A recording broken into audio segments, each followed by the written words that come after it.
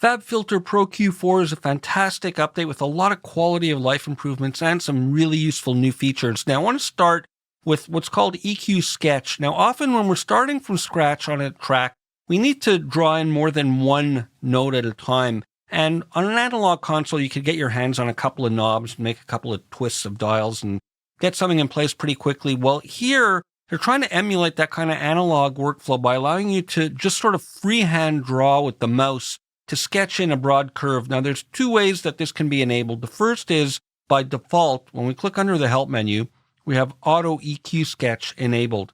And you'll see there's kind of a ghost image here, giving us a hint of the type of curve we're going to get and the steepness. We can get, like, for example, high pass or low cut, and then we get a regular band filter, and so on. And what we can do is just click and start drawing. And as I draw, the steepness of my gestures will determine the steepness of the band that's being drawn.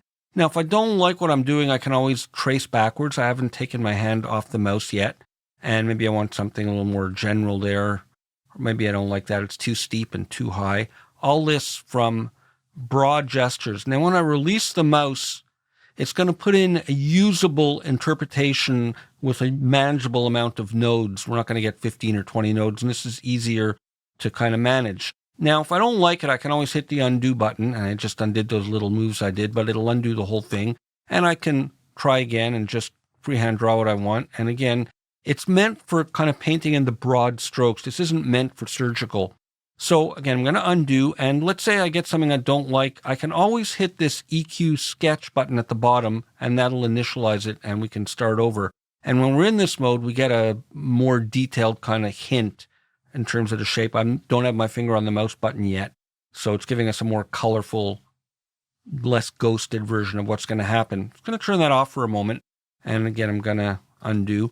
Now, another way of working is we can go in the Help menu, and maybe you don't often want to use this. You can turn off Auto EQ Sketch, and you get the old behavior where there's no ghosting, and you got to click and make your nodes.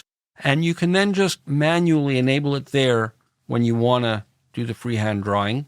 And there it is. I can hit undo, but it's off by default. So this will enable this to always be available, and this you can make it active when you want or use it as a kind of erase button. And here I've got it on my snare top mic.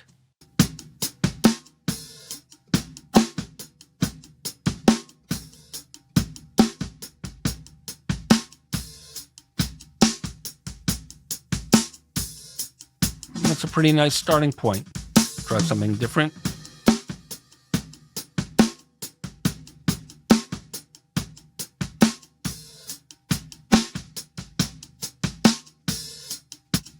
And of course, I can always adjust after the fact. We'll continue with more in the next video.